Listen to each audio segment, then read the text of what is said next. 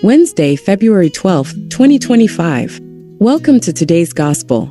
First reading from the book of Genesis, chapters 2 and 4b, verses 9, 15, and 17. On the day the Lord God made the earth and the sky, there was no bush on the earth, nor did any grass grow in the field, for the Lord God had not sent rain on the earth, and there was no man to till the ground. But a spring came out of the earth, and watered the whole surface of the ground. Then the Lord God formed man from the dust of the ground, and breathed into his nostrils the breath of life. And man became a living being. Then the Lord God planted a garden in Eden, toward the east, and there he placed the man he had formed. And out of the ground the Lord God made every tree grow, beautiful to the sight and good for food. And in the middle of the garden was the tree of life, and the tree of the knowledge of good and evil. The Lord God took the man, and placed him in the Garden of Eden to guard it and cultivate it. The Lord God gave this command to the man: Of every tree in the garden you may eat, but of the tree of the knowledge of good and evil you shall not eat, for in the day that you eat of it you shall surely die. Today's Psalm, Psalm 103, we respond, Bless the Lord, O my soul, bless the Lord, O my soul, O my God, how great you are! You are clothed with beauty and majesty. Light is wrapped around you like a cloak. Bless the Lord. O my soul, they all wait for you to give them food in its season. You throw it to them, and they catch it.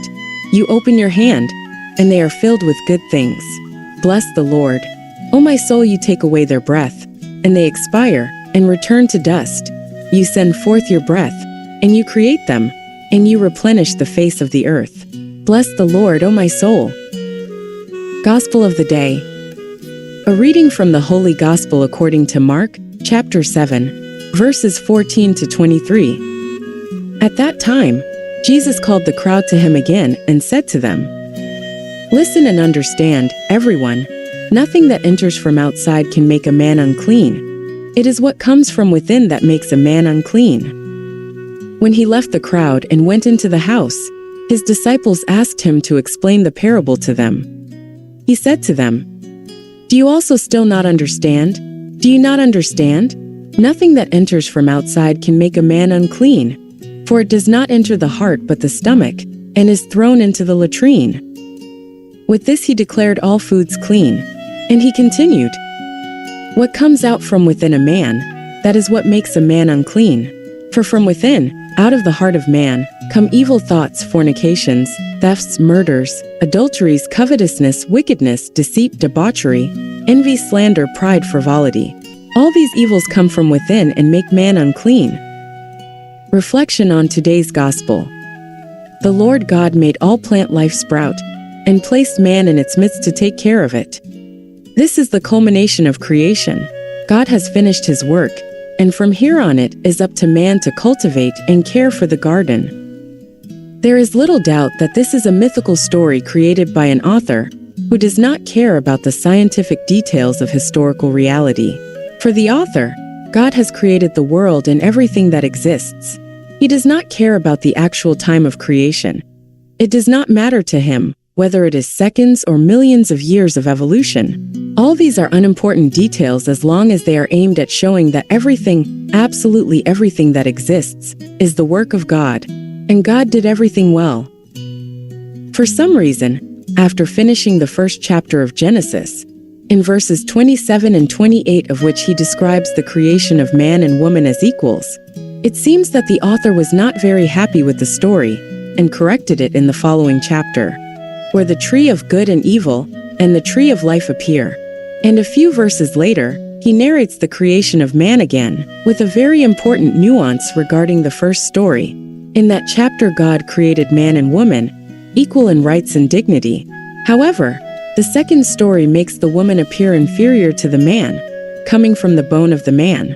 It seems that the Semitic social beliefs about the inferiority of the woman in relation to the man contaminate the story and correct it unnecessarily. Thus we give value to the excuses that, also we now, are prepared to give when the occasion requires it. The woman whom you gave me as a companion gave me food and I ate. The serpent deceived me and I ate it, inaugurating the human tendency to blame others instead of accepting. one's own responsibility. That is how we are, and that is how we act. The blame is always on others. Listen and understand, everyone. Nothing that enters man from outside can make him impure. This is the root of the matter. Nothing that enters man from outside can make him impure. Humans have often confused the rite that brings people closer and sanctifies them with a fierce ritualism, a slave to the letter, that continues without opening its eyes, without looking at what pleases God. The lesson of the gospel of today, it is quite clear. It is not the literal meaning of the prohibitions on pure or impure foods, but what the heart of man feels and practices. It is evident that what enters the mouth inexorably ends up in the latrine, without its impurity being able to stain our spirit. Not so the feelings that distance love for our neighbor from our life. Let us strive to make our actions only that which benefits our neighbor, because that is the most important thing. No one can harm that which he loves, and if we pay attention to the examples that Jesus gives us, it seems clear and evident that what is bad, and what makes man bad, are only those actions or omissions that harm our brother. The law must be fulfilled, because it is the path that leads us to human perfection. A Pharisaical attitude pushes us to comply with the norm only, because it is the norm. Blind ritualism leads us to abandon the good, the divine that the law has, which is always tinged with the colors of love. If love is not present in the precepts, we must doubt that they come from God. Let us follow the right, which will lead us to perfection, but let us flee from the sterilizing ritualism that will not lead us to God, but will lead us into error, because in ritualism there is no love, but a Pharisaical attitude, surely demanding and inflexible, with the appearance of being good. Let us remember that the Sabbath was made for man, not man for the Sabbath. Let us not be deceived.